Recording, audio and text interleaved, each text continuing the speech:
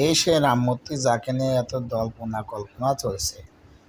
আমরা এখন দেখতে আসলাম গাইবান্ধা জেলার পলাশবাড়ী উপজেলার মধ্য রামচন্দ্রপুর বৃন্দাবন পাড়ার সেই রাম মূর্তিটি, যাকে নিয়ে এলাকাবাসীর মধ্যে অনেক উত্তেজনা সৃষ্টি হয়েছে, তা আমরা এখানে দেখতে পারি। এটা পৃথিবীর মধ্যে সর্বোচ্চ ৮১ ফিট, যা পৃথিবীর মধ্যে সর্বশ্রেষ্ঠ, এবং এত বড় বিগ্রহ বা রাম মূর্তি কোনো দেশেই নেই। যা তৈরি হচ্ছে বাংলাদেশের গাইবান্ধা জেলায় পলাশবাড়ীতে।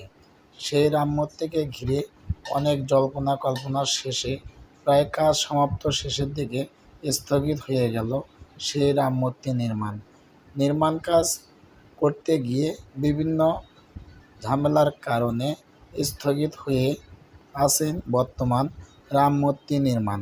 তাই এখন এখান থেকে জানা যায় যে রাম মূর্তি হরিদাস বাবু তার কথাতে বলেন যে, আমার ভগবান শ্রীরামচন্দ্রর মূর্তি আমি গড়াতে পারি কিন্তু ভাঙতে পারি না, তাই আসলে তার দ্বারা ভাঙা সম্ভব না।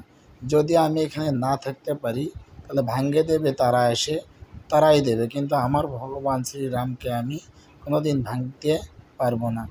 তাই আপনারা দূর দূরান্ত থেকে যারা আসছেন এবং যারা এখনও আসেননি, তারা অবশ্যই আসবেন, মন্দির দর্শন করবেন এবং মন্দিরের উন্নয়নের জন্যে সবাই সর্বোচ্চ সহযোগিতা করবেন।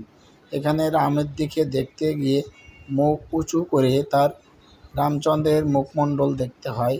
অনেকেই এখানে দেখতেছে মাথা উঁচু করে রামের বিগ্রহের দিকে। তাই আমরা এখানে এই যে শত শত দিন পেরিয়ে এই রাম মূর্তিটি তৈরির জন্য শহ বাঁশ লাগিয়ে কাজে নির্মাতারা নির্মাণ করছে, এবং সেই সকল নির্মাণ কাজ বর্তমান স্থগিত হয়ে আছেন। যা এখানে এই যে এটা প্রথমে পিলার করে তার মধ্য দিয়ে রাম বিগ্রহটি নির্মাণ করা হয়েছে, যা ৮১ ফিট উচ্চতা, এবং এটা নিজস্ব জমির উপরে স্থাপন করেছেন মন্দিরের প্রতিষ্ঠাতা ও সভাপতি শ্রী হরিদাস চন্দ্র তরণী দাস। এই হরিদাস চন্দ্র তরণী দাসের কথাতে বা তার সভাপতিত্বেই এই রাম মন্দির নির্মিত হচ্ছে। তাই আপনারা হরহামেশাই চলে আসবেন দেখার জন্য রাম মূর্তিটি, যাতে দর্শন করতে পারেন।